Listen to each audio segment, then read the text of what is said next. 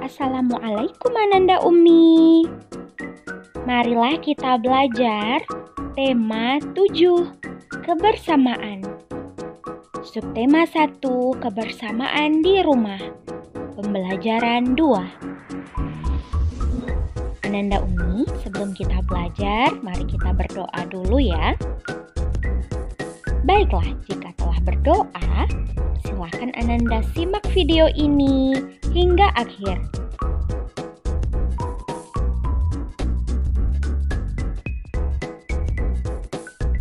Ananda Umi, Allah Subhanahu wa Ta'ala menciptakan manusia dengan sifat yang berbeda-beda.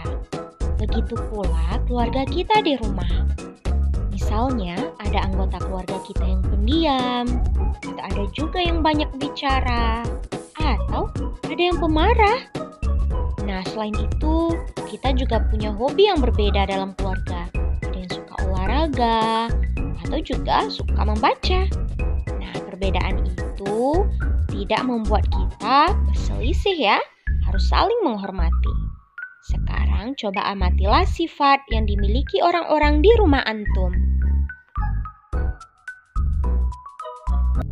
Baiklah anak-anak Umi, sekarang Umi akan mendongeng untuk anak-anak Umi semuanya.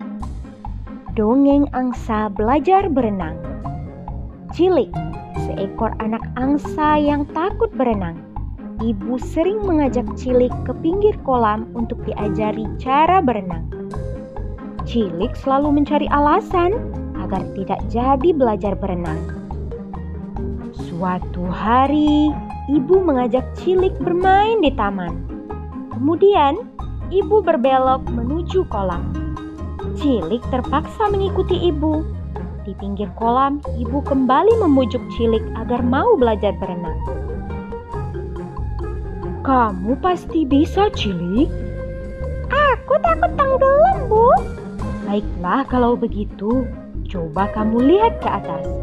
Untuk apa, Bu? Ibu ingin kamu mengambil matahari. Cilik bingung bagaimana ia dapat mengambil matahari. Kemudian ia melihat ke permukaan kolam. Dilihatnya pantulan matahari di permukaan air. Pasti ini yang ibu maksud. Aku akan mengambil matahari yang ada di air saja. Cilik pun langsung terjun ke air. Cilik mengejar matahari di permukaan air. Meskipun telah berusaha keras, Cilik tidak dapat mengambil matahari. Cilik menemui ibu dengan sedih. Maafkan aku, Ibu. Aku tidak dapat mengambil matahari untukmu. Tidak apa-apa, Cilik. Tidakkah kamu sadari, kamu sekarang telah pandai berenang? Sekian dongeng angsa belajar berenang. Baiklah, sekarang mari kita bahas tentang penggunaan huruf kapital. Masih ingat kan, Nak? Kaidah penulisan huruf kapital. Huruf kapital atau huruf besar digunakan untuk mengawali kalimat. Huruf kapital ini juga digunakan untuk menulis huruf pertama, nama hari, dan juga nama bulan. Jadi, anak Umi jangan salah lagi ya menulis kalimat dengan menggunakan huruf kapital. Anak Umi, siapa yang suka berenang? Ino diajari ayahnya berenang. Sebelum masuk ke dalam kolam, Ino membasahi tubuhnya terlebih dahulu. Kemudian dia memasukkan kedua kakinya ke dalam air. Ino berdiri dengan memegang tepi kolam dan tubuhnya ditarik maju mundur. Nah, baiklah, itu taktik berenang ya.